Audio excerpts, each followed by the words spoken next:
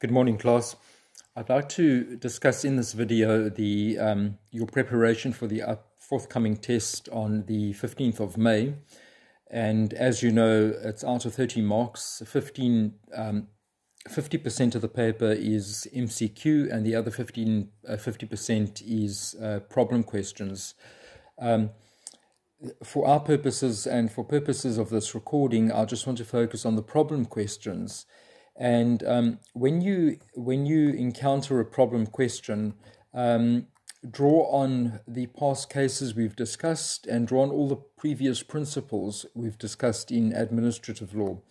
Let me start off with the following example. Let's say I give you an example where Mrs. X is a ratepayer in a certain municipal area, and she receives notification that her rates and levies account is going to be increased with effect from the beginning of June 2020. And the purported reason for the increase is for the municipality in her area to address certain service delivery issues, such as attending to roads, traffic lights, street lights, and so forth. But Mrs. X also receives information from various informed journalists that the reason why the municipal council is increasing the rates, albeit 15 cents in a rand or 6 cents in a rand, is so that the officials in charge, the administrators, can actually pocket the money and go on extensive holidays or use it for their own self-serving interests. So the question I would pose to you is, first of all, does the increase in levies constitute administrative action? And if it does or if it doesn't, what recourse does Mrs. X have? So your starting point is to say, well, the only remedy available for Mrs. X is not in the law of contract. There's no private law remedy, but it's a public law remedy. We have to try and hold the municipal council accountable, if we can, first and foremost about Fedsure, because Fedsure is by default the national legislation to bring a judicial review of administrative action. Remember paragraph 25 of the Barter Star case. So we begin by applying the Mattel methodology, and we ask, is there a decision that was made? Yes, there was a decision. Who made this decision? It was a resolution by the municipal council. And when we ask, that's the first step of the Mattel methodology. The second step is, was it made by an organ of state, a natural or a juristic person? This is now where it gets tricky, because if you look at your definition of organ of state, which is incorporated from section 239 into section 1 of Fedsure, organ of state refers to any departmental institution or functionary, alternatively institution. The municipal council doesn't fulfill any one of these as such. The closest we get to that might be an administration in the local sphere of government.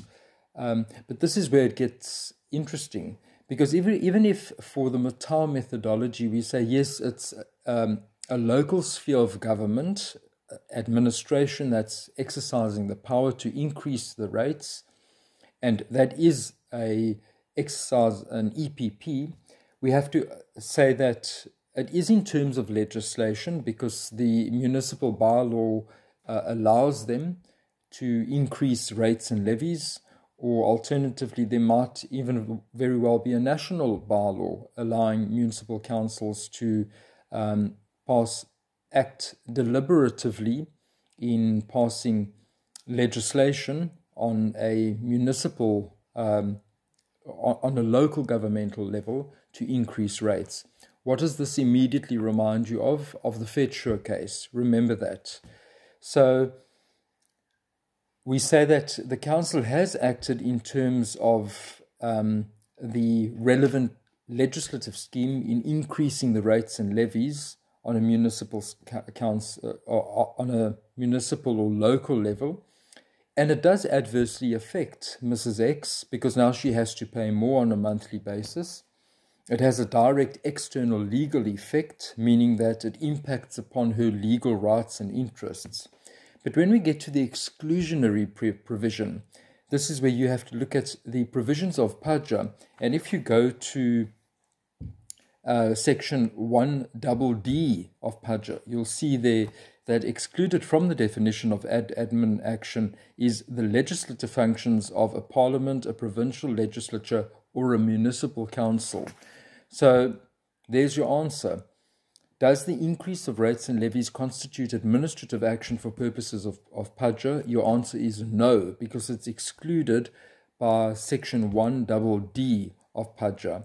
And as such, your finding is that the decision to the exercise of public power to decide to increase the rates and levies does not constitute administrative action. And your reference here, or your authority here, is the Fedsure case. But is Mrs. X left without any remedy? No. This is where the principle of legality steps in, and you rely on the principle of legality in order to hold the municipal council liable. And here you can employ a host of remedies. First of all, the municipal council is acting beyond the powers that have been conferred on them. So they're acting ultra vires, which is the obverse of the principle of legality. They are not acting in good faith. They are misconstruing their powers. Remember this, the Fedsure and Safu case. And it can hardly be said that they're acting with any degree of rationality, hence the relevance of the pharmaceutical case. So your answer, succinctly stated, your answer would be that you would bring a judicial review application based on the principle of legality, in that the decision to increase the rates and levies was irrational, it was not bona fide, and they misconstrued their powers. And on that basis, you ask the court to have the decision set aside. Okay, this is the first YouTube video I'm loading in respect of a type of problem you could get in the test. I'll be uploading another 2 after this. Thank you.